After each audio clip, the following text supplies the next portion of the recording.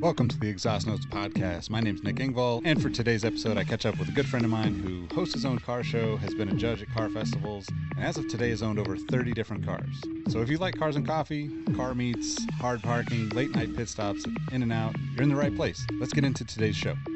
Welcome to the Exhaust Notes podcast. Hey, what's good, everyone? Welcome to the Exhaust Notes podcast. My name's Nick Engvall. I'm stoked today to have one of my good friends on the show who is not only a close friend in the world of sneakers, which I play in every day if you're not familiar with sneaker history and that community that we have there, but this new to public facing my life is, the world of cars, which I've obviously been a fan of for a long time. But Barry, aka VerseOne, is on with me today to talk about his journey in cars and the classic sleigh ride that, has kind of become like a must-have final event of the year for a lot of people, especially in SoCal. So, Barry, what's good, man? How you doing? What's up, Nick? I'm super excited to be on. Thanks for having me. Yeah, man. Of course. It's good to see you. It's been a little while. Yeah. No, it's cool. It's like seeing you in a whole different state. Talking about cars versus sneakers. So I'm really excited about that.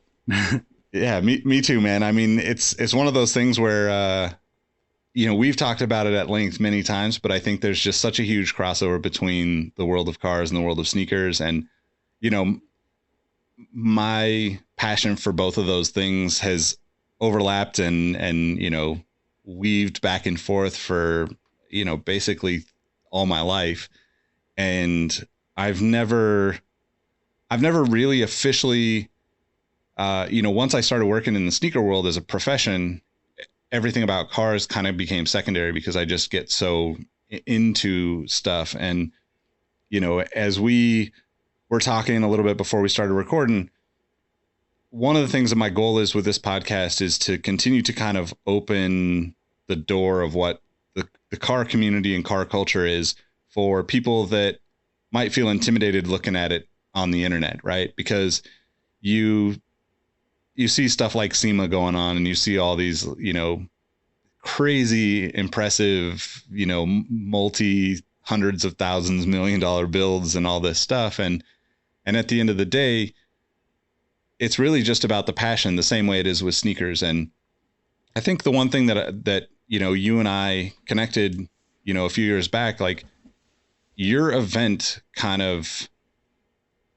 just is everything that I think a car event should be, in a sense of it's not about, who has the most expensive stuff or who got to, build something from frame up or, hey, kid, don't touch my car kind of mentality that you see at a lot of shows. And that's so important because, I just think of like my nephews now and, you having kids obviously can relate to this, but like, they want to sit in the front seat. They want to, feel like they're growing up into this whole world that they don't know about. And I feel like with the car community, we somehow alienated a lot of older kids, let's say, adult kids that just feel like they didn't stay paying attention to it from their teenage years. And now it's like, well, I don't have an interest, in like learning all that stuff. And I think there's still value in a lot of people being involved and showing up. And I think your event really kind of personifies that in a lot of ways, where you just have a lot of people that are there to hang out, have a good time, get some toys to the kids and we'll get more into that. But I think like maybe to start out, let's give a little bit of background on who you are, how you got into cars and eventually how Classick started. Well, my name is Barry and, I started back then it was my intention was for it to be a blog. This was back, in the Honda Tech days, when the concept started first coming up in my head. And, I got into cars. It's kind of crazy because my family was never into cars. No one in my family was into it. And it just, I got my first car, which happened to be a 1988 Honda Civic. It had about 275,000 miles on it. My uncle owned it. He commuted, I think, like 70 miles a day. And when it finally came time to drive, I actually didn't get my license till I think I was like 18 or 19. And I finally got the car. It wasn't really something I wanted. It was just kind of something that was like a hand me down in the family. And so, my dad bought the car off my uncle, took it home. I didn't know how to drive stick. I didn't even know what, stick shift was really. But long story short, my uncle took me in the parking lot. He started teaching me how to drive. I was like, this is kind of cool. It's a little different. Then finally I got the hang of it, and I lived in the Bay Area. So I remember one time I took it to San Francisco, and, I was up I forgot what hill it was, but man, that was probably one of the most scariest moments of my life. And, at that point I was frustrated because I wasn't that great at driving. But I think the first day I drove it to school, I was already in college, and I drove it to school, and there was, it was one of those things where the school was so busy that I had to just like wait in the parking lot to get parking. So while I would wait in the parking lot and circle, there would be other cars that I started to notice, like other Hondas and, fix up cars at the time. This was probably 98, 99, around that time frame. So, I would just look at them, and they would look at me, and they would look at me differently than, when I used to drive the family minivan. So I was like, oh, there's something different about this car. And then sure enough, like occasionally I would park and people would come up to me and ask me about my car. And, eventually I realized I kind of had something special. And then one of my other buddies, his name was Rolando. He had a 92 Civic hatchback. It was white. And he would like lean back driving it. He had like an exhaust on it, and like it just looked cool. And, his car and my car next to each other just started to become a thing. And that's really how I got into cars. And then we started, hanging out a little bit more. And eventually it led to, 3 or 4 of us that had, late 90s. I think my friend June had a 96 SE, 200 SX SE. And it was mainly just us 3, man. We would just go out and cruise. Eventually we started wanting to modify. So we would like save up for things like intakes. And we couldn't even afford lowering springs. So we would try to cut our springs, and a lot of it was just like homemade DIY stuff. So, it was good times. It was right before Fast and the Furious. But, hanging out with them, taking pictures in parking lots, that was pretty much my gateway into the whole car scene. Yeah. And back then, you didn't have a lot of places to find, any kind of stuff for cars either. So it was like, Pep Boys.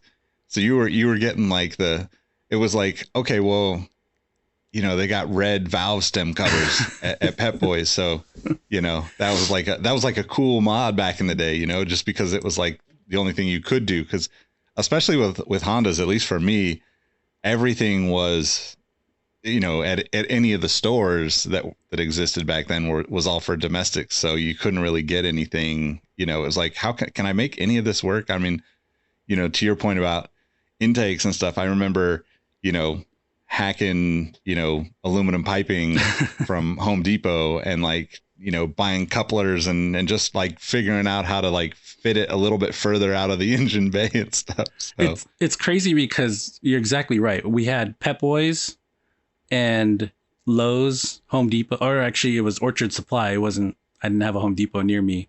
So I would go to Pep Boys, and there would only be stuff for domestics. So I would try to figure out what would work. I remember I got like NGK spark plugs, the blue ones. Spark plug wires. And I thought I was so cool. Like if I felt like my car was like 10 horsepower more efficient at that point. And then intakes, you had to go to a speed shop to purchase it because online wasn't really a thing back then, at least when I first got into it. So we had maybe 2 or 3 speed shops in our area, and you kind of had to be a cool person to go there. Like I didn't want to go in and ask a dumb question. one, I had a DX Civic, and that was kind of shunned upon back then because it wasn't the SI, so modding it didn't really make a lot of sense. So I would kind of shy away from speed shops at first, and I would just go to Orchard Supply, and you got aluminum piping. I bought PVC piping.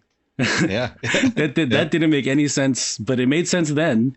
But Yep. I bought PVC piping, and I think I got like a hand-me-down Akimoto K&N filter from one of my buddies, and I made an intake. I wrapped it with electrical tape, and I remember getting pulled over by a cop, and he was like, "What the hell is this?"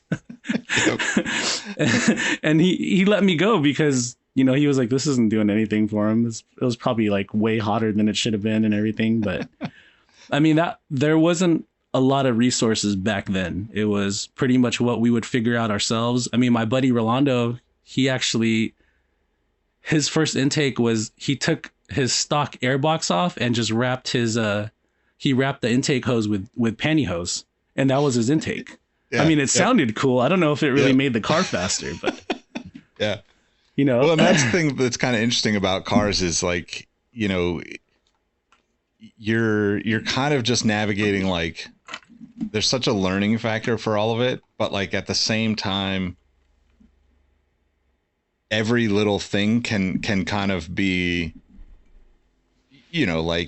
like wrapping the intake with pantyhose or something, right? Like even pulling an air filter or pulling the resonator off the bottom of your intake, like all those things, like when you first start, like just, messing with cars in any way, are like, they're just so, like the joy that comes from it is so pure, right? It's like blue NGK plug wires will always be like so nostalgic for me because it was like one of those first, like especially when you're like a teenager, young 20 something, and you haven't done that stuff on your own car before, you feel like, oh my God, I could take on the world, like, oh yeah. Who needs a motor swap? I just changed my spark plug wires, right? Like, like next up, like it was, but same for me too. Like friends, either trying to heat up springs or cut springs if you want to lower it, and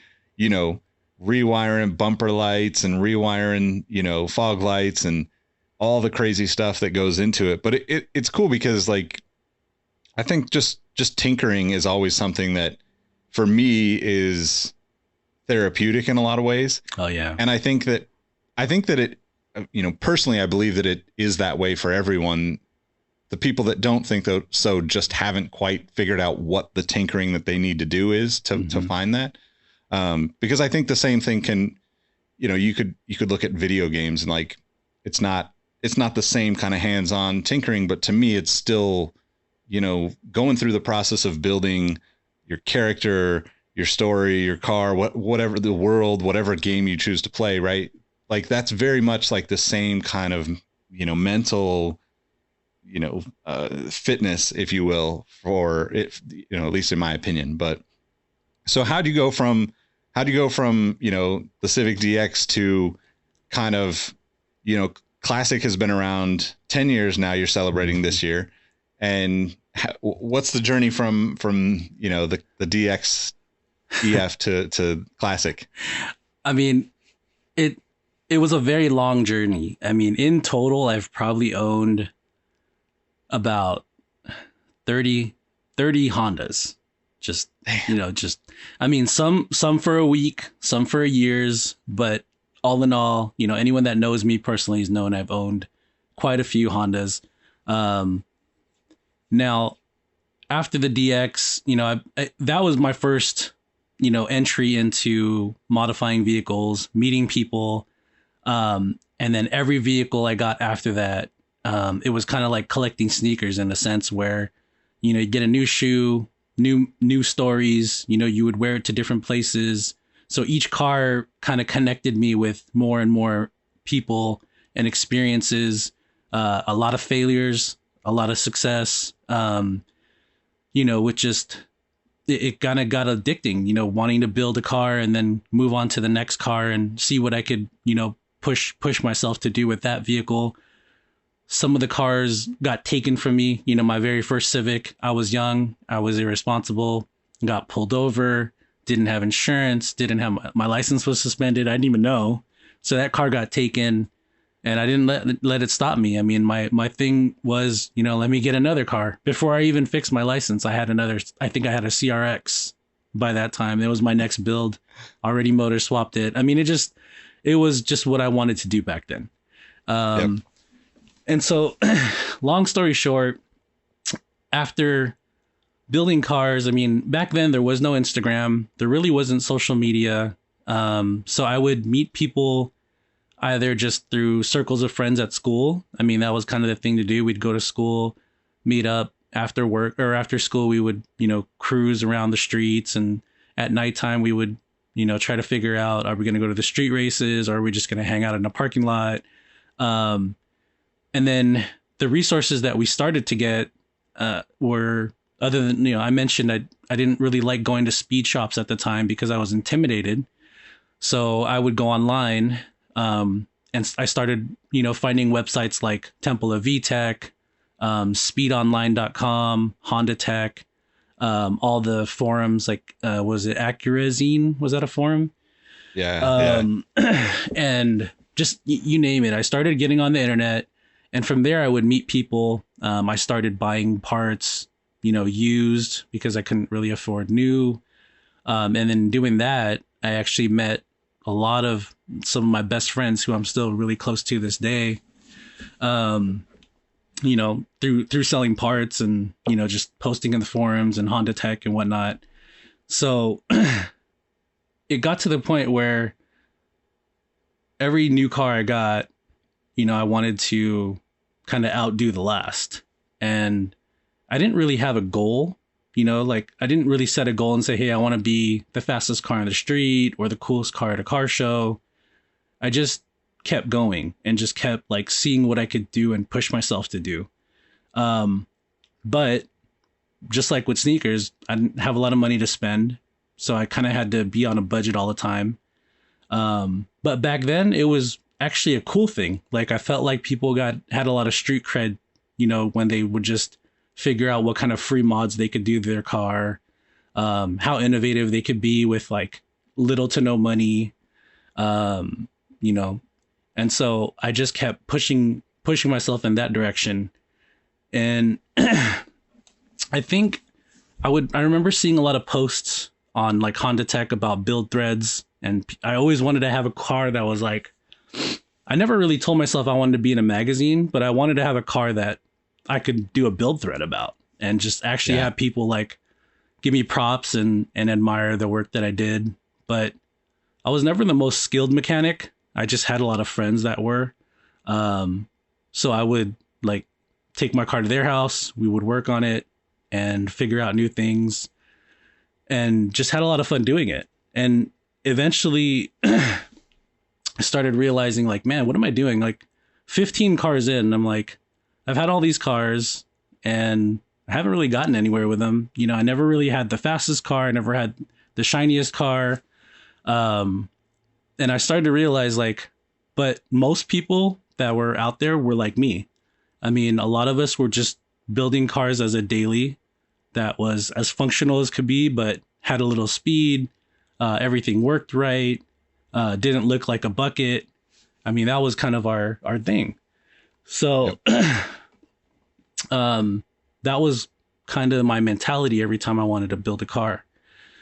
So eventually I started feeling like, I would go to like car meets, and that's when it really kind of opened up my eyes to the types of people that enjoyed cars. You know, some people were really cool, and chill. Some people were like almost a little cocky or conceited, you know, like they had a lot of pride in the cars that they built.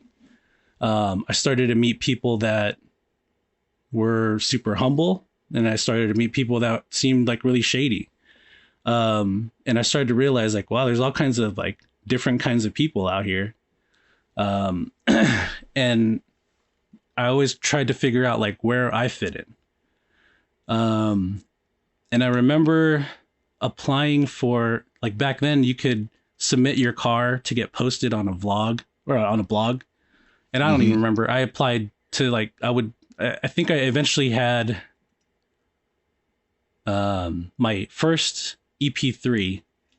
So this was in 2009, I think 2010, around there is when I had my first EP3. So keep in mind, that was like by then that was like my probably 20th Honda. And the EP3 was a car that I wanted, or that drew my attention because, one, a lot of people didn't like it. It was kind of the black sheep of the Honda family. Everyone was so used to like how glorious like the EG and the EK looked. And then when the EP came out, it was like this weird looking egg, right? And it was super tuned down for the United States. It didn't even have like a real K series motor, compared to like the real Type R in Europe and Japan. But, I really liked how it looked. And I saw like a Type R in Japan and saw how different it looked than, the stock USDM EP. And I was like, you know what, I'm going to get one. And I'm going to see where it takes me. So I started putting pieces together, and submitting the car to like different online magazines at the time, and nobody looked at it. I posted a couple things on Honda Tech. Nobody looked at it. And I just felt kind of like deflated in a sense. So, one of the things that I enjoyed doing was taking pictures with my friends. We would go out late night, go grab some hot pot, 10 o'clock at night, and then go to the parking lot with good lighting and take pictures. And Chevron gas stations, man. Yeah, gas stations always got the best. Got the good lighting. Or we would find like random parking structures that were open at night, and take pictures till they would kick us out. So I loved taking pictures, and I loved hanging out with my friends. So I would take pictures and submit them, and like I said, never really get looked at or paid attention. And I started thinking to myself, you know what? Like, how many people submit their cars and don't get paid attention to? And I just kept thinking about how I felt. I didn't spend a ton of money on any of my cars, but I felt like, I wish there was a place where people like me would get seen. Yeah. And so finally I submitted my car to, his name is Brandon. He had a blog back then. It was called Sarap Buhay, which means good life in Tagalog. And he had a pretty cool like up and coming blog, and I submitted my car and he posted it. And this was like, probably when I saw the post, it was probably one of the best feelings I've ever had. Like to this day, shout out to Brandon. I think he does like tattoos. He's actually moved from Texas to San Diego, but that opportunity right there was probably a big turning point in my life, because seeing my car on an actual website that people looked at just felt so good to me. Isn't it crazy? Like, if you think about, you mentioned, the kind of DIY mods and stuff, and like, it's so different on the internet versus, back then, right? Versus real life, right? Because if you were to post, the pantyhose wrapped around the intake on the internet, people would clown you. But if you ran into somebody at the parking lot, in a parking lot, and were like, hey, what have you done to the car? And they were like, oh yeah, I was trying to do this thing. It'd be like, you'd become friends with that person in real life. Right. Oh, yeah. Because you're both in the same mindset of like, yeah, like I want to do this, but I want to do it my way. I want to, not spend a ton of money and like kind of do as much as I can on my own. Right. Like that's like the real passion behind it.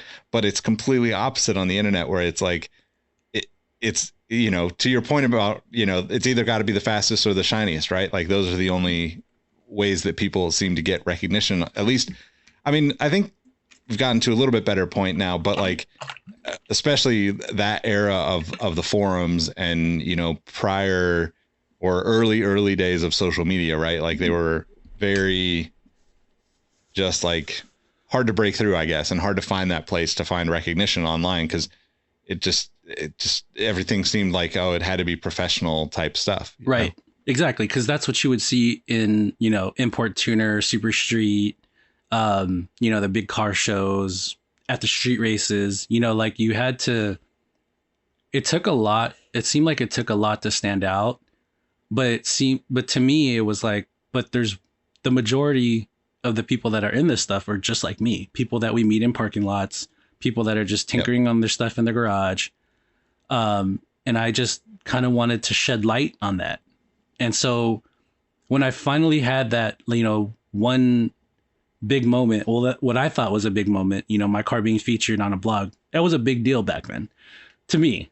And it felt so good that it made me want to duplicate that feeling for people that were kind of just like me, not the heavy hitters, not the people that were spending thousands and thousands of dollars on their cars. Like, I wanted to figure out a way to replicate that feeling to a normal person, quote unquote normal person. So after that, that's when the wheels started kind of spinning in my head. Like, what can I do, to kind of, create something that would help other people feel how good I felt right now. And back then, I mean, I think that was kind of when car meets just started to become a thing. There was a transition between street racing and just meeting in a parking lot and just showing off your car. Yep. So I would go to car meets. That I started going to a lot of meets after that, because I was like, well, maybe if I go to a meet, someone will take a picture of my car, and then I'll get that feeling again, that I could get posted on another blog. And I remember one meet specifically. I'm not going to say which blog it was, but they were hosting a meet in San Jose, or I think it was Milpitas, and it was raining. We went to this meet, and there was no representation of the blog anywhere. It was supposed to be this big old meet that was thrown by these cool people, but nobody, like, you literally just park, get out, and everyone just literally just kind of looking at each other. I didn't feel very welcomed. I didn't know anybody. I went by myself. And, I just remember feeling kind of like out of place, and I didn't see like a banner up of the people that were throwing the meat. And I was just like, well, what am I doing here? So I just got a really weird vibe, and I would get that feeling at, a couple different meets, and it was pretty frequent. And so I started, and at that point, I remember telling myself, if I ever was cool enough to throw a car meet, I would make it to where people were actually having fun, and, like, people were introducing themselves to each other. I mean, it's funny because now that we think of a car meet, that's usually how it goes, right? Like the Cars and Coffee, the regular meets, it's usually like that. But back then, like, it literally was just very standoffish. Like, we would pull up in a parking lot and everyone would just kind of stare at each other. People that knew each other would obviously talk to each other, but it wasn't so welcoming. That almost like alienated more people, right? Because you would show up to something like you're talking about, right? And there would be like, it's funny because I was thinking like we probably were at, we probably went to meets and just didn't talk to each other. Exactly. No, but like you would show up and you'd be like, oh, those are the cool kids, because they came like 10 cars deep, mm-hmm. and there's 20 of them hanging out.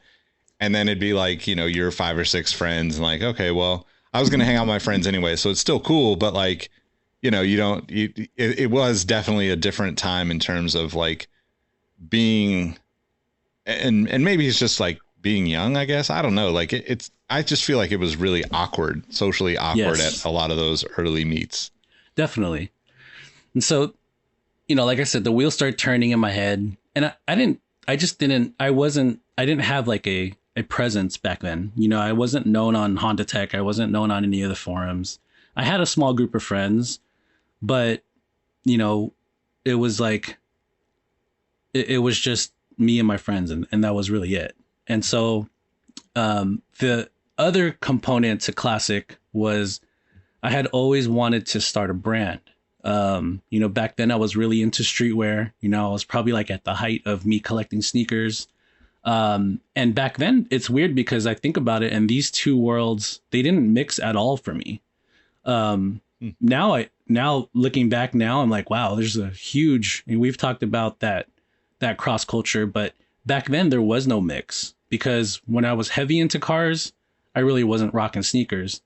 And when I was started collecting sneakers, all my money was going to that and stopped going into the cars. So one of the things I really wanted to do was create a brand.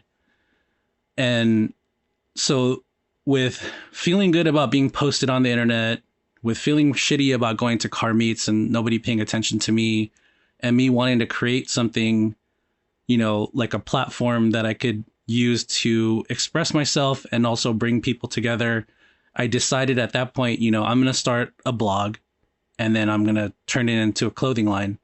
And I'm going to, you know, go to events. I'm going to document the events, post pictures, and then make stickers. Really, it was just stickers that I wanted to make before. Just make stickers and get them out there and just see where it goes from there. So that was in 2010, when I came up with the idea of Classick. I was actually listening to, it's a song by Rakim, KRS-One, Nas, Kanye West, and I think it was produced by DJ Premier.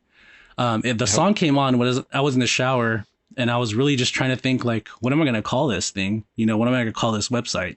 That song came on, and it was just like, you know, big old light bulb turned on in my head. I was like, this is like a gift from God. This is perfect. Like, just the chorus, you know, it really just was a perfect name for what I wanted to do. And I saw it in my head, like the way that it's spelled out on my sweater, you know, with the SI in the middle. I was like, that couldn't be more perfect. So immediately I just went online, found a cool font, put it down, saved it. And then I had this whole paragraph that I typed up about basically just explaining how I felt about the car scene, and how important cars are, and how it's a tool to express yourself. And that was the birth of Classick. And then that night, I think probably for like a week straight, I worked on a website. And I think it was just a WordPress at the time, and then figured out how to publish photos on it.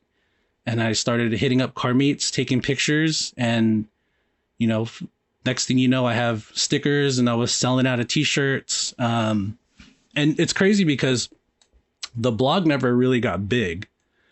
But how it really started was when I moved to Southern California. I was coming home one night and we seen a stream of cars, like a bunch of HID headlights following us at our exit on the way to the house. And I told my wife, she was my girlfriend at the time, I was like, look at all these cars behind us. I wonder where they're going. And she's like, they're probably going to have a car meet or something. And we just laughed about it. And then sure enough, we saw the cars pull into this empty parking lot across the street. And so I was like, I think they are going to have a car meet. So we got excited. She's like, you should go get your camera. So we went home, grabbed my camera equipment, went back. And sure enough, there's a full blown car meet across the street from where we lived. And we're looking and my eyes are just lit. And I start taking pictures. And then, you know, Michelle, my wife, she said, make sure if you're going to take pictures, take a picture of every single car. Don't skip a car, even if it's ugly or you think it's ugly. She's like, you know, make sure you take a picture, and make sure if you're going to post the pictures, you post every single picture you take.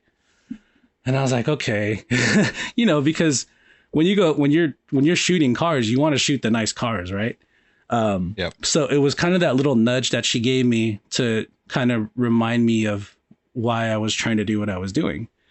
So I did it. You know, I took probably 50 pictures, posted on the blog. And then the next week there was another car meet, the same spot, and there was noticeably more people there. And I was like, wow, there's more people that showed up, you know? And so by the third week, I had already posted 3 sets of photos for 3 weeks. And at the third meet, people were coming up to me saying, hey, are you, Stay Classick? It's like, yeah, that's me. like, yeah, we saw your pictures. We saw the pictures that you posted of our cars, and then we brought our friends. And I was like, wow, this is crazy. It felt good to know that people saw the pictures that I took and are now the event starts getting, or the car meet started getting a little bigger. So that's pretty much how Classic actually started. As far as the website and the brand. And that went on for not even that long of a time, maybe just a few months, because it got kind of tiring going to events and having to keep up with the website. So I think this is like 2011 into, or late 2010 into 2011. And then, 2012 came along, and it was a pretty busy year for me. Michelle and I got married, and right after she got married, she got pregnant with Noah. So we were super busy, and I wasn't able to really invest time and go to events. At the time, I had my sister-in-law actually going to events for me to take pictures, and then that's how we were still able to get coverage and stuff. But that year, I came up with the idea of, because I can't go to all these events, what if I just threw my own car meet? And that's where we started planning the very first Classick Sleigh Ride. At first, I knew that I wanted to do a meet that was going to be different than all the other meets that I've ever attended, but I didn't really have the following to where I felt like, oh, a bunch of people will come. And so one of the ideas that I came up with was, what if I have a big, good cause behind this event? I think more people would want to come and participate, and we'd be able to do something good. So that's where the toy drive aspect of the car meet came into play. We reached out to one of our friends who I think was in the Marines at the time, and then they linked us up with Toys for Tots. So we did our very first car meet that December of 2012. And so, or 2012 or 2011, I think it was 2011. I don't remember, but that was our first event. And we had about, shockingly, at least to me, we had about 70 cars come out. It's crazy because I think there's a video of it that was posted by one of my buddies, Alan from Fitted Though. And I was watching the video the other day. I was like, wow, there wasn't that many people, but it looked fun, yeah. So we had about 70 cars show up to the first event. We collected maybe about 100 toys, and man, that felt great. And in that process of throwing the car meet, my wife and my sister-in-law, they're very, very kind people, and they didn't really quite understand the car scene. They just could feel the tension at car meets that we had gone to before.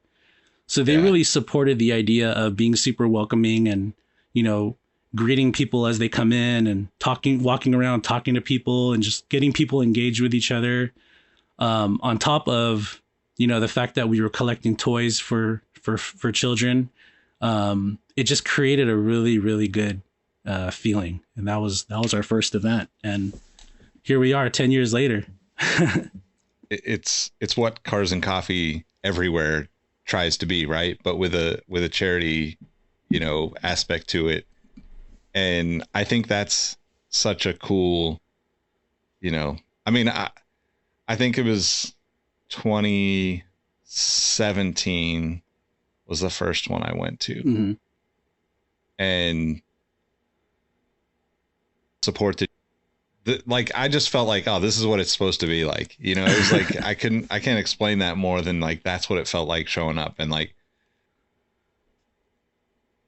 it really is, and I think just the amount of support that you get from everyone, and you were doing 100 toys the first year, but I don't even remember how many you did, in the last few years, but it's a lot more than that. Yeah. I remember showing up thinking, wow, it's crazy because the first event that I had, like I said, I just threw it out there. Let's see what happens, right? Let's see who shows up. And it was I was pretty impressed with the turnout. And that was just from, again, I think our very first event, I don't even think there was Instagram at the time. So our promoting was like probably just from our website, Facebook, and maybe just reaching out to local people. And the second event, you know, obviously was a little bigger. And I think a turning point for the event itself was the Toys for Tots people that we had dealt with the first year. They kind of dropped off and just, they didn't respond to me. And I eventually found the Operation Santa Claus, who is ran by Orange County Social Services Agency. So that program essentially collects toys and goods for the foster care kids that are affected by the foster care system. And I had been told that the Toys for Tots that we were donating to previously were like it was just kind of a generic sector, and those toys would just get funneled wherever. They probably, some of them got shipped out to across the country and whatnot. So when I talked to Operation Santa Claus, when they told me that all the donations are actually local, that, you know, it made me feel a little bit better because I knew exactly where those toys are going to. After the first event that we did with Operation Santa Claus, which I think was Sleigh Ride 2, my wife, myself, and then my two kids, we went to the donation site after the event to visit, and they gave us a tour. And that tour really put so much more passion into our hearts because we saw the big warehouse. We saw how the whole program worked. We saw how the toys were separated. We saw how the toys were being given out. So essentially they have like this huge warehouse, they separate all the donations, and then they have a ticketing system. And so if like let's say you were a foster parent and you had a couple kids, they would give you tickets and then you would go in and shop for your children. So being able to visualize exactly where the toys were going, cool. It just put a little bit more like of a kick, you know, behind our rears to getting gear and make it a little bit bigger every single year. Yeah. And so I think it was the third event where obviously, so the first one, I didn't spend any money. I think I maybe bought, you know, a banner, and that was probably it. And we had our DJ Cram, he's been doing it since the very first event. I think the first one, we just paid him like $50 or something like that. And the cool thing about DJ Cram is I told him I want to hear underground hip hop, and that's exactly what he played. And he played the good stuff, you know, and every year it's funny. I feel like it's the same playlist every year. It doesn't change, but it has the same effect on people. He's just really dope. He knows what our theme is every year, and he knows, you know, what kind of music I like. And I told him, don't take any requests, just play what I tell you to play. And it's always been good. But that was one thing where it started to come together. We, you know, what I wanted was a good chill vibe, you know, cool cars, good people, great music. I think by the third sleigh ride, you know, is when I started, you know, playing around with themes. I did a Back to the Future theme. And we actually had our first year where we did t-shirts. And I took the Back to the Future logo and flipped the Classic logo onto that. And that was kind of cool. And so, you know, things started kind of shaping. You know, we had a good cause backing the event. You know, we started to have a little bit more fun with the theme. And then I think that third year was the first year that I actually turned it into like a car show where we judged, judged cars, because I wanted to justify being able to charge people, or to have them donate, because I had my operating costs increasing and I couldn't really afford to put the show on. So the only way I was able to do it is if I charge them, you know, an entrance fee for the car show, and then spectators obviously would just have to bring a toy, so they wouldn't get charged for a spectator. So that gave me a little money to play with, to be able to pay the DJ more, to be able to afford to buy shirts, to sell to people at the event, to buy more toys. And then obviously I started to buy things like banners. We did trophies that year. So realistically, that's where, oh, and then I had staff. I had people helping me out, like both, mostly my wife's family and then, close friends. So we would go to dinner and, the entrance fee that I would charge would go to that to feed the staff. And with those three things alone, it pretty much just broke even. So I wasn't having to come out of pocket anymore. So that helped a lot. And it was funner, So by the time you showed up in 2017, awesome, I was like on my I forgot what theme that was, which year that was, but. Oh, okay. I think the first one that I went to was Nintendo. One? I think it might have been it wasn't okay. So the one after that was Nintendo. Remember, I don't remember like when we connected, but like when I looked at your page, like I was working for StockX in Detroit when all of that Yeezy, that whole like that vibe that I forget what album that was. The Pablo album, I guess. And that was like kind of I remember seeing it after, like I had gone, and I'm pretty sure it was Nintendo was the first one. I think you're right. Yeah. Cause you did like a Stussy. That was 2019. Right? That was our last big one. But yeah, no, you were at the Nintendo one. That one. So the Nintendo one was probably the Yeezy one had my favorite t-shirt. I really love that. I feel like giving like that. That was probably of all the shirts I've ever made. That was probably my favorite one. But the Nintendo one had to have been the most fun. Like, I don't know what it was about that year. You're right. It was 2017. I did the Off-White Super Nintendo thing. And man, the trophies, I think I hired a game truck to come out for the kids. That was definitely probably one of my funnest sleigh rides that I threw.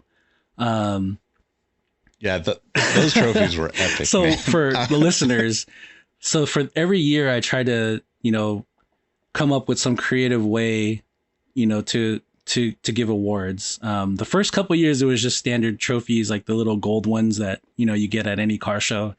And then I think it was out of not having enough money. So I started thinking like, how can I start creating trophies and then giving them something a little bit more custom that they could take home. So on the Nintendo year, I actually went out and bought, I had to buy 3 Super Nintendos because I was buying cheap ones like on eBay and on OfferUp. They were like $20-$30 each. And they didn't work, but I just had to buy 3 so that I could piece together like a complete shell that looked good. So I bought 3 of those, and I bought, I think it was 20 Nintendo cartridges, Super Nintendo cartridges. And then I had my friend Devin create a custom label. And so the Best of Show actually won a Super Nintendo console that was in a big, glass case with the cartridge in it. And then the regular awards were an actual Nintendo cartridge with a custom label. That was probably, out of all the ones that we did, I think that was like one of my favorite years. Yeah, it was fun. That year in particular had just such a good vibe to it.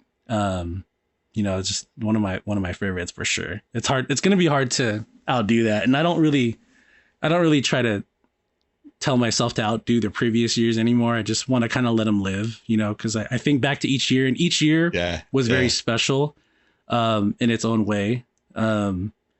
So, but yeah, I mean, that's when things started getting really fun.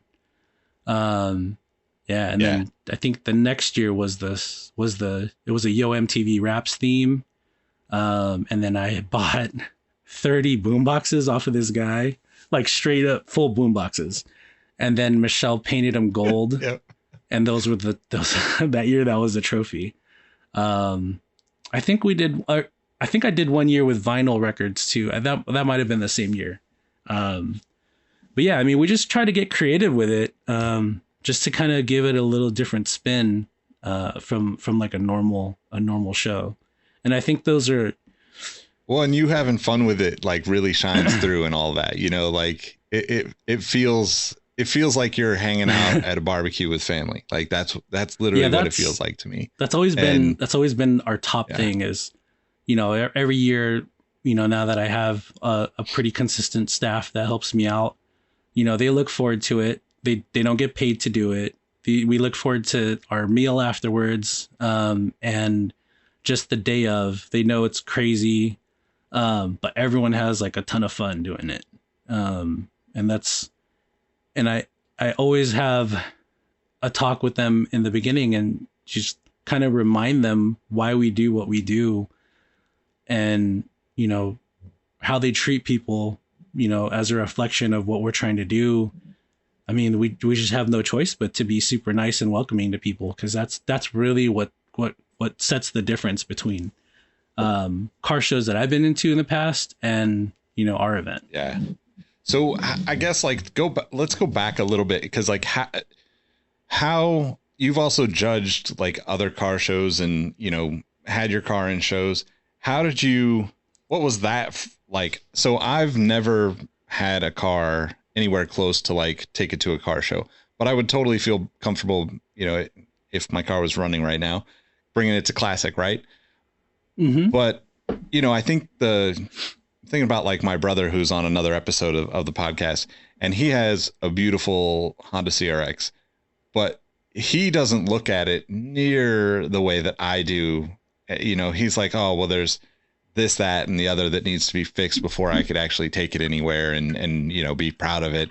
And I know he's proud of it, but I think like we all have that as people, who it's like never ending project, right? Or, it's a never ending, process. You're never really going to be done with a car, right? It's like, right.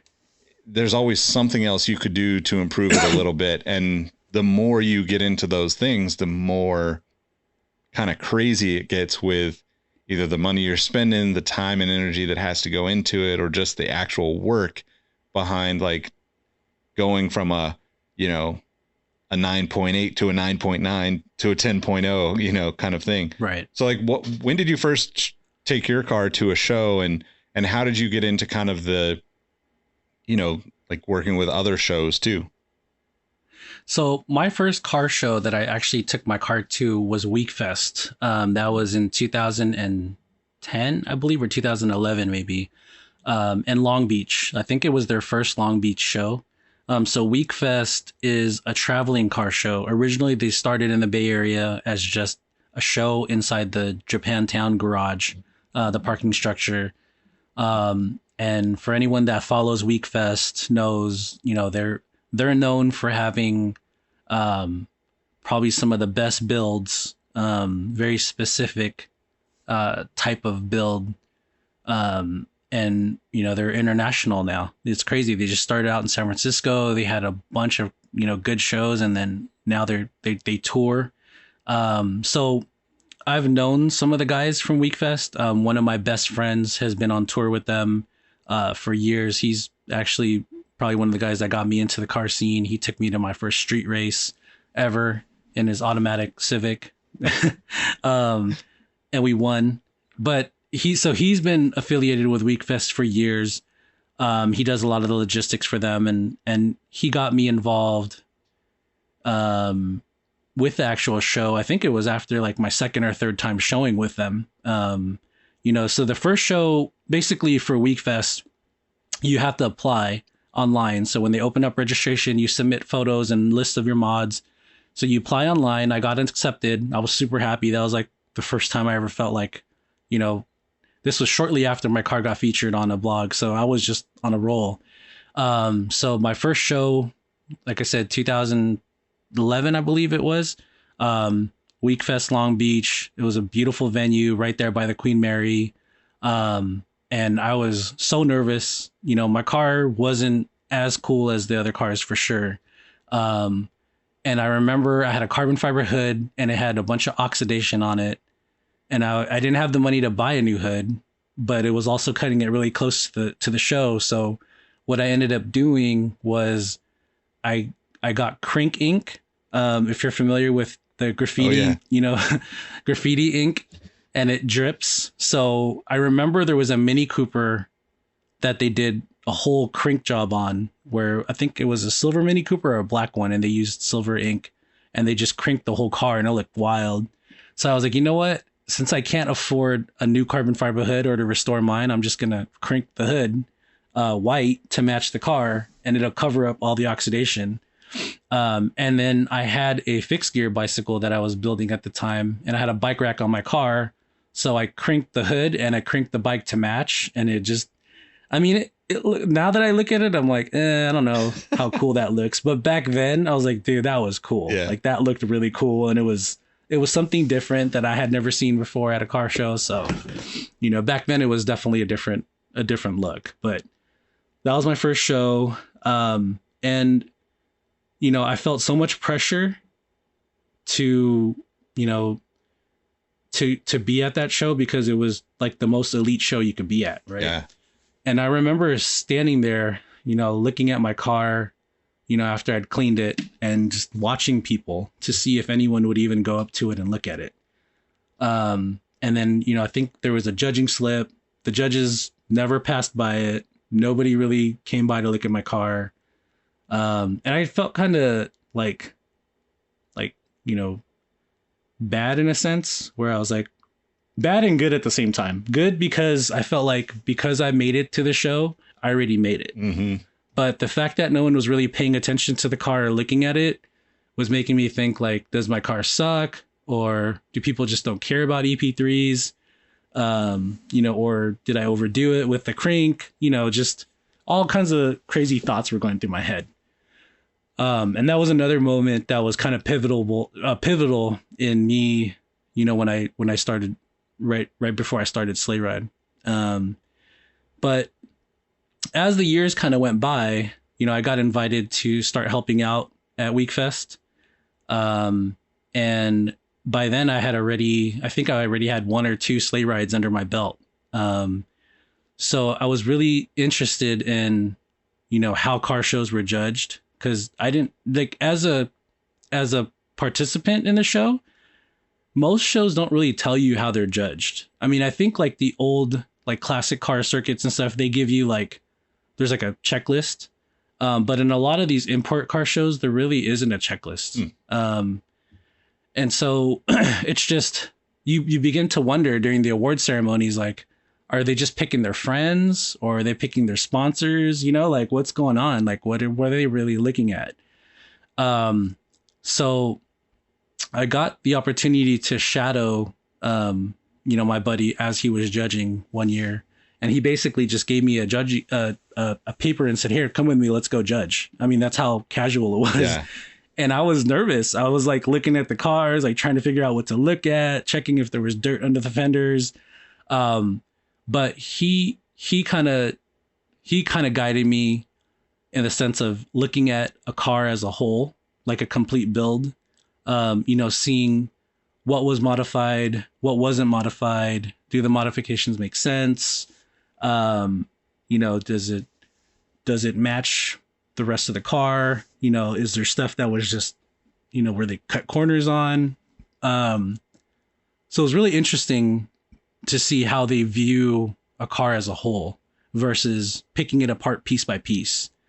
And as a person that modified cars, it kind of started making me think like, it's not about dumping thousands of dollars and changing every single part in your car. It's about overall, how does your car flow? Yeah. How does your car look as a, you know, how does it look at the actual presentation point of it versus like, oh, he has airbags and he has, you know, he changed every single bolt in the engine bay, you know, and he bought every single aftermarket part in the catalog.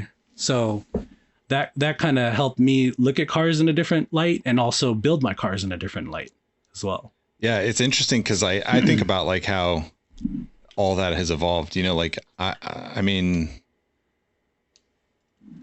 I don't remember the first Wekfest in San Francisco, like in the Bay Area. I mean, I bought wheels off of Adam when it was weeksauce.org. Weeksauce. You know, like yeah. I'm friends with Colin, you know, from the early days of that. Like, you know, when he was at Inspire back in, you know, up until last few years or whatever. But like, I think the evolution of all of that stuff, it's like, it seems like the car show world for imports or Hondas, you know, even like the drift world, how it's kind of crossed over now, it's finally kind of matured to a point of like in a good way, right? Like to your point of the hot rod guys having all the checklists and stuff, you know, me 10 or 15 years ago would not have been able to even mentally handle that. I would have just been like, you can't tell me what to do. Like, you know, like I would, Exactly. it's my car. You can't tell me all the things that need to be done. But I think that's kind of a cool thing too, because, you know, one of the things that I think about now where we've kind of gone, at least in the Honda scene, we've gone through a lot of different growing pains and different styles. And like, I, I love, I love seeing crazy stuff, but I would never do it. And Hmm. that's just my personality. Like that's the same way I dress. That's the same way I choose sneakers. Well, sneakers are a little bit different because sometimes I just wear them because they're obnoxious and they start a conversation. But like Yeah. I'm very reserved as a person most of the time. You know, I'm super talkative and, you know, nice to people and respectful of people, but at the same time I want my space too. And so the car stuff I'm not trying to get a lot of attention from. I kind of think it Hmm. more understated. But you know, we had like the Fast and Furious era, and then we kind of had the drift scene kind of come in and like give like new life to, you know, after the you know, the 2008 kind of financial crisis kind of leveled a lot of things in the you know, at least in the tuner world. And then Hmm. we've kind of gotten back to a point where it's funny because if you think about like the you know, when you're a teenager or whatever, you're just trying to modify your car, you're making your own intake or whatnot, you're cutting things up. You just wanted to not have it be stock in a lot of ways. And now we're seeing so many people kind of appreciate like having all that stock stuff, even building something from the ground up. There's plenty of people that are building cars frame up and, you know, keeping a stock airbox in it and you know, Yeah. kind of coming back to like, hey, let's make this like, you know, I don't know what the right term for it is, but like it's almost like you know, an adult build of the car that I had as a teenager or a young 20 something, you know.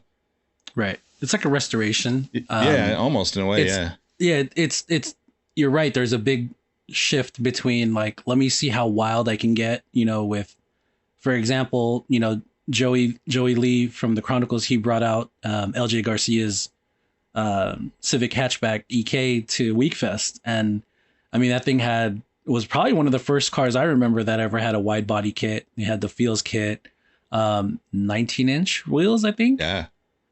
35 series tires, which was insane. Yeah, like You racing know, hard I mean, it was C5s just or so something. wild. Yeah. Yeah, it was just so wild at the time, and that was the era. And now we go back to, you know, obviously the whole JDM movement happened and people started looking for a more simple and clean, you know, aesthetic, you know, like that really simple, clean Japanese style. And then there was like the whole OEM plus, like, okay, let me be as OEM as possible, but let me mod it as much as possible within reason.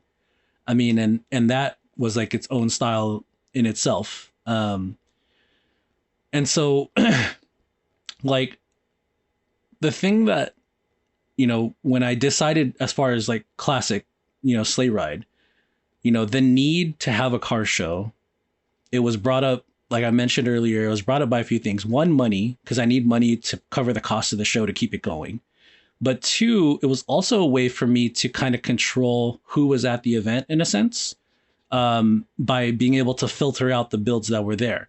Now, that doesn't mean like if your car was ugly, I didn't want it in the show. It just means I was able to kind of control who attended and the number of cars that attended by having a similar application process to what Wekfest did. Now that I knew that I'd be taking a risk because, you know, I'm not, I didn't have the social media presence at the time because nobody knew who I was, but it worked to my advantage because I was able to really accomplish my goal in making enough money to keep the show going, being able to filter out the builds and the people that attended. Um, and the part that I always dreaded, at least when I first started turning it into a car show, was judging. Um, but you kind of have to you want to award people for their accomplishments, but at the same time, like judging is brutal. Like judging is like, it's my least favorite thing to do. But what I tried to do in that sense was I would change the categories up, right? So instead of like your standard, you know, I had the standard categories because I felt like they were necessary, like best engine bay, you know, best, you know, whatever. But I also would include fun categories like most artistic. Another one of my favorite was best theme, which was like whatever car was within the Christmas theme. You know, there was cars that come out to the event since it is a Christmas event with like Christmas trees on the top of their car, full on Christmas displays in the trunk. You know, people that just really got into the Christmas spirit. My favorite award hands down is the Kids Choice Award, which is you know, my son, my daughter, their cousins. They walk around the show and they judge the cars and they pick their favorite car. So I tried to make the categories fun, and a little less abrasive, I guess you could say, and a little less serious, just so that people can get the tone of the event. But being able to actually judge Wekfest, and shadow along, that actually opened up my eyes to a lot of things, you know, for my own show and then also for my own personal builds. You know, it kind of made me look at it in a different light. Because when I was trying to figure out how I wanted to build a car, I was all over the place. I was either being too cheap or trying to go all out, you know, and then realizing that it's going to give me the same result. You know what I mean? So I just started building things on how I really wanted, you know, focusing a little bit more on how I really wanted the car to look and flow. I think that was kind of the biggest thing I got out of it. Yeah, it's so cool to kind of have, you know, at least from an outsider perspective, somebody who is really just the consumer when it comes to car shows. And, you know, like I've been to hundreds, you know, like I'm basically just a nerd for anything automotive. You know, I go back to like a teenager wanting to build lowriders. You know, like my first car was an 87 Accord, and you know, I wanted 13-inch wire wheels and hydraulics on it. Like that was like my original goal with it. And at that same time, like I bought a Honda because my cousin, you know, had an EF hatch and, you know, had 16-inch wheels. And he like, that was the biggest thing I'd ever seen on, you know, on a Honda before at that time in like 1993 or whatever it was.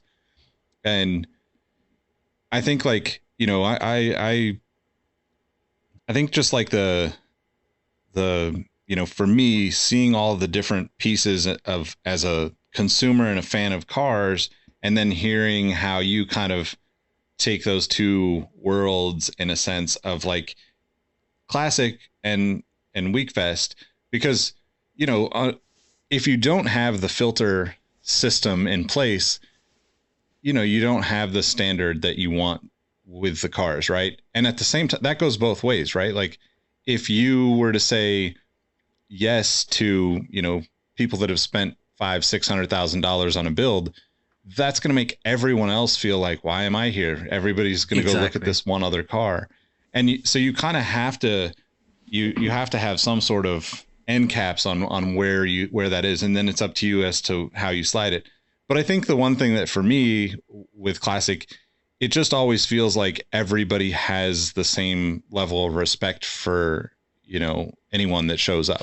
And that's like the biggest part. I think that's always kind of the weird thing about car shows. Like we all love them, but we all, I think there's an awkwardness about a lot of them. Right. And, you know, part of that is like why everybody tries the different things. And it's like, okay, well, you know, we're going to have super fancy merch. We're going to have, you know, crazy DJs and dancing, and we're going to have under the lights, and we're going to do it, you know, at this kind of venue or that kind of venue. And like, I think the personal spins are actually what makes them interesting.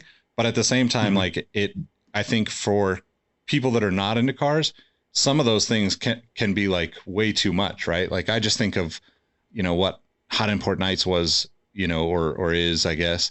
And like the average consumer would walk into there and go, what the hell is going on? And like, you know, maybe I would at my age now, I don't know. It's been a few years since I've been to one, but like at the same time, like it's definitely serving a purpose, you know, like there's people that want those, you know, things that they're passionate about to have crossover and those experiences. And, but I guess like with, you know, the car show stuff now, right? Obviously coming out of the pandemic in a sense, we didn't have like really in-person stuff for a couple of years, essentially. I mean, it's been at least 2 years plus since I've been to, you know, other than like maybe 1 or 2 Cars and Coffees, you know, which are obviously not anywhere close, but like you were recently talking about the Wekfest in LA and LJ Garcia's car, and like that car coming back is like something that I hope starts a trend of like revisiting some of these stories, because one thing that I think the import scene can learn from the hot rod guys is that they've had years of kind of going back and embracing what got them to this point, right? And, you know, going to like the other side of the world with like concourse shows. Porsche does a great job of like coming and bringing and telling their story of like, this is the person that won in this car in 1973, or, you know, Mercedes does that, you know, with their race cars. And so like you have these car shows that cross over into like, why is this car important? And I think we're kind of getting there with Hondas, right? We're finally to a point where it's like, you know, I think we're going to see a lot more people bringing out old, you know, quote, old cars to kind of say, hey, look, I've been here and, you know, was doing this. And, you know, for a lot of us, we're nostalgic for that stuff too. But I think, you know, in general, I personally am just nostalgic for car shows in general. And I wanted to just kind of ask you what, like how that went in terms of the indoor experience. Cause, you know, Classic's always been, at least for me, has always been outdoors, right? You've always done an outdoor venue. Yes. And like, how, you know, how do you see that kind of playing out? Like for this year's Classic, are you, you know, I know you're in a new venue too, so I guess we should get towards that, but I wanted to kind of touch on that for people that, you know, are maybe hesitant that, you know, about going to an event where you have a bunch of people around. So I watched Wekfest last year, try to figure out, you know, a lot of companies were just trying to figure out how to push through this pandemic, right? So obviously they took a big hit because all their shows are indoor. They all got canceled last year. And then this year, you know, things are a little bit different, which I think that, you know, how they managed it was how they needed to do. You know, they followed all the guidelines. You know, the masks were enforced indoors. You know, social distancing is kind of hard to accomplish, but there were less cars than previous, so there was a lot more spacing. And I mean, the crowd at Wekfest is definitely different than the crowd at other shows. So most of the people, you know, were there and being very respectful of whatever the guidelines were. You know, so it was overall it was a good experience to see, because I think people, like, the energy was definitely there. People were just excited to be back. I think you felt it probably around the same time that I felt it during the pandemic. It was like, I miss a lot of things, and cars is a big thing that was one of those big things that I missed, you know. To be honest, like, doing Sleigh Ride every year and going to car shows randomly, like, it can get overwhelming if you go to a lot of events. And I know I have a lot of friends that were very frequently going to car meets and shows, and it does get overwhelming. But to go like a full year without it, you kind of just like get shaken up a little bit. You're like, wow, I miss this. I miss these people. I miss seeing the cars. So I think the energy was great. Seeing people, you know, it was a little bit of a reunion. I mean, I had seen people that I hadn't seen in over a year. And, you know, it was good. It was a good experience. As far as Sleigh Ride, I mean, it's outdoors. You know, obviously last year was a huge challenge for us. We didn't quite get to operate fully, on top of our venue being canceled and having to move to a venue last minute, which was a lot smaller. myself and my family were sick with COVID during the event time, so I couldn't even make it to the event, and I had to kind of do everything remotely. Side note, though, one of the things that it really did to push us to like a different level was I knew that we weren't going to get the attendance that we normally would have gotten, but I didn't want to let that stop me from. I didn't want to cancel it completely. But at the same time, I still wanted to push to see if we can get, enough donations to be able to donate. So one of the things that came out of that was me reaching out to local businesses prior to the event and conducting or asking them to be a drop off point. Because normally people would just bring toys and collect them and bring them to the event. But last year I got some local businesses involved, and Operation Santa Claus was able to drop off boxes at those locations to get additional toy, donations for the event. So that's one of the things that I'm actually continuing this year. I'm actually going to be announcing that tomorrow. I've got, I think, 12 or 15 businesses that signed up to be drop off points around Orange County and LA.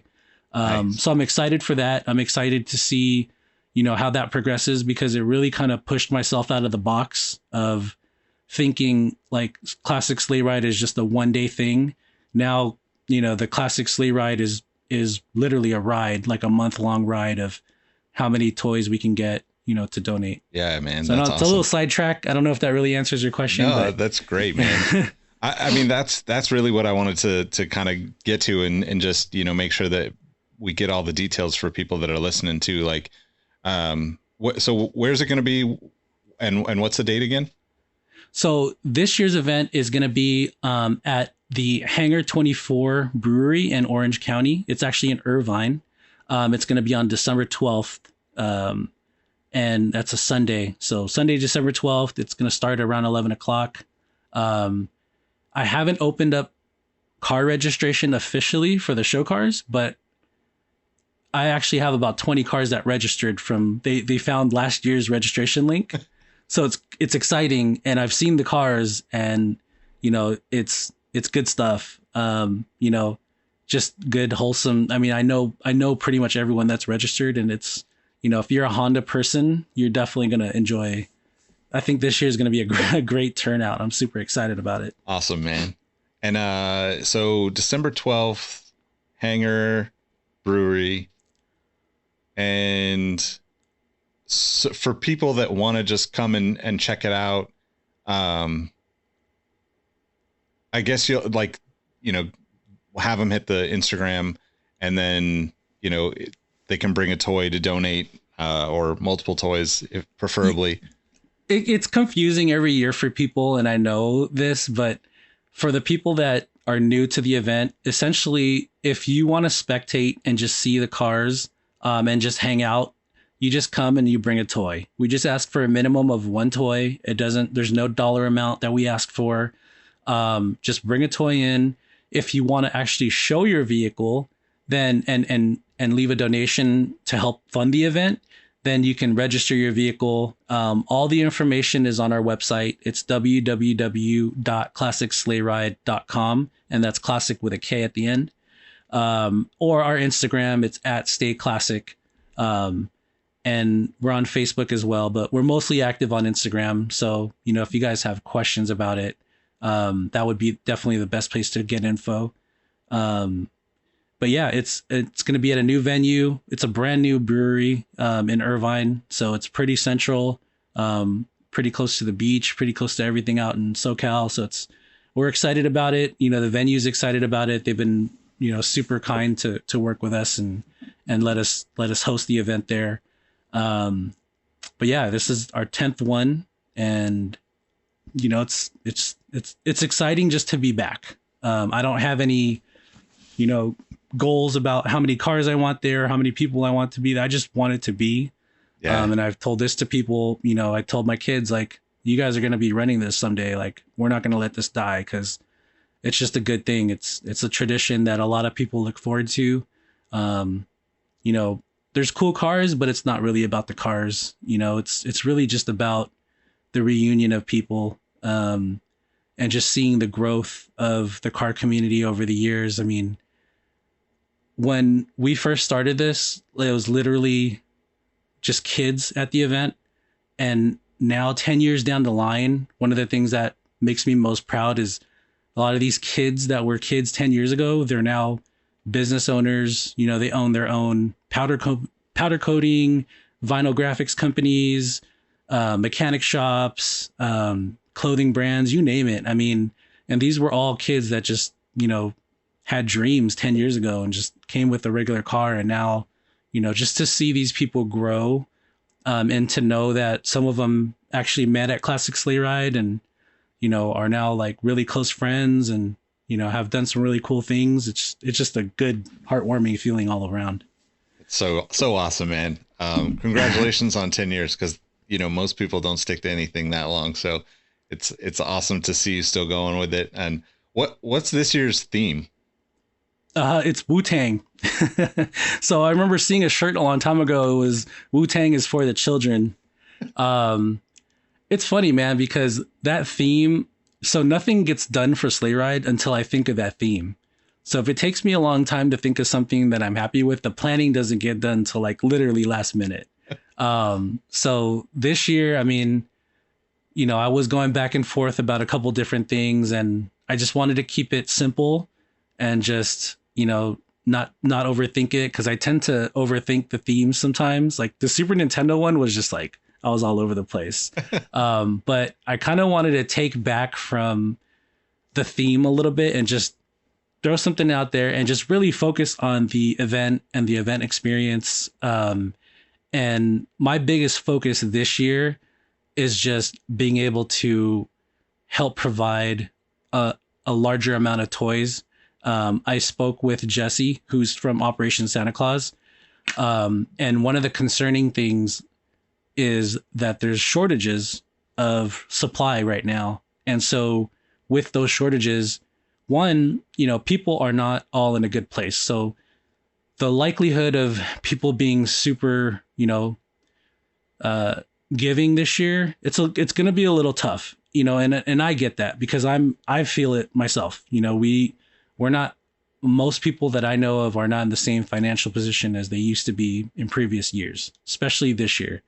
But the need and the amount of kids who are now displaced in foster homes because of all the stuff with the pandemic, and then on top of the shortage of supply with toys and supplies itself, that was really concerning to me. So he was telling me that he'll do whatever it takes to help support the event because they really do need our help. And so that's what really made me push, even though it's more work to organize like a secondary drive on top of the event.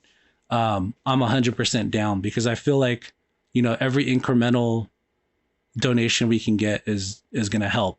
And to me, this is, if there's any year we need to push, I say this every year, but if there's any year we really need to push, it's got to be this year just to help make that impact and fill some of the gaps that they're feeling.